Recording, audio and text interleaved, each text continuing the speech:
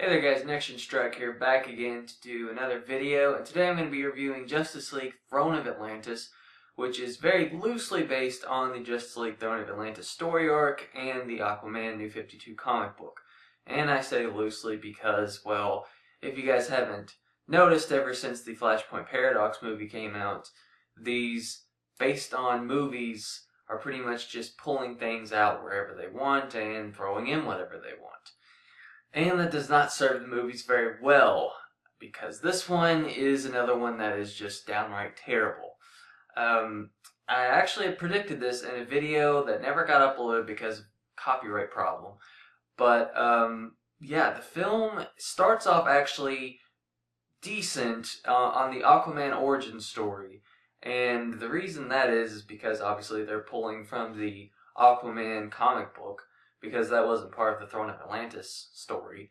And after that, when the action starts picking up and the whole Atlantis attacking the surface world, all that stuff, that's when the movie really starts to go downhill, because the character development between Arthur and the other Atlantean characters is actually done fairly well, if not really rushed at some points. But then the film just kind of just disregards whatever it was trying to go for, and it goes for the more simplistic, hey, let's have everyone beat everyone up, lots of death, some swearing, we'll throw in a really controversial word in case some kids are watching this.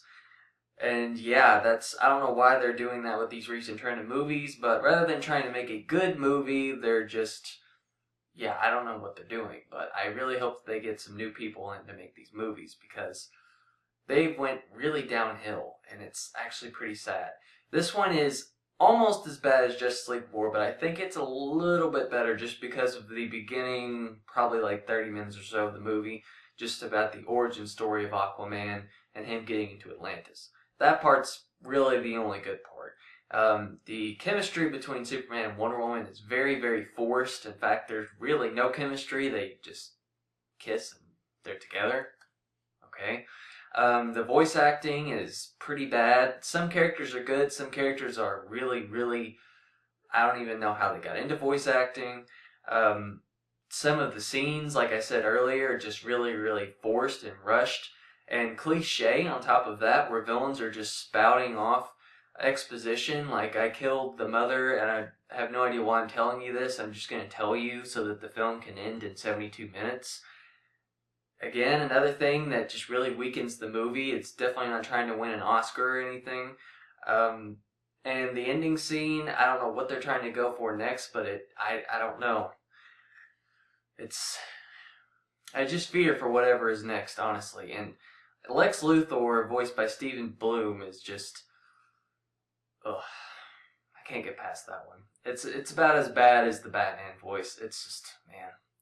And Green Lantern is probably the character that gets shafted the most. That or Shazam.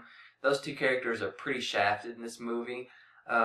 Also, I don't understand how Oceanmaster can take down everyone in the Justice League, but then Aquaman can somehow fight him so much better.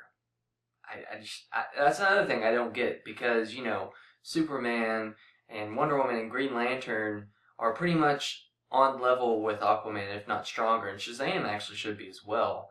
So that doesn't really make any sense. There's just a lot of things about this movie that are just not that great. So I would watch it maybe just for curiosity, but it's definitely another one of those movies that's just really went downhill. And you can just tell that ever since Bruce Timm left DC, it's just, yeah, it's just not worth it anymore. The quality of the DC animation is just not there. The animation, I guess the models and the type of animation that they're using is just a lot cheaper now. You can tell they had Wonder Girl as an extra, which was kind of weird, but she wasn't Wonder Girl, from Young Justice. And I don't know, just these movies are really throwing me off. The only one I see being good is the Bruce Timm movie that's coming out in this year, 2015. Which is going to be about Batman, Superman, and Wonder Woman. And the Batman vs. Robin one I see being very terrible, because even though it's based on a very good story arc like Throne of Atlantis, it's probably going to have nothing to do with it. So, Yeah, all hope in DC. It's pretty grim right now in animation wise. But anyway, that's my thoughts on it. Overall, I thought pretty terrible. Not really much going for it, honestly, that I can say. It had some nice set pieces, I guess. The music at times was kind of good. I don't know. There's really not that much positive to say, honestly. But those are just my thoughts. Comment below and let me know your thoughts. Like if you like, sub if you like, and I'll catch you guys later.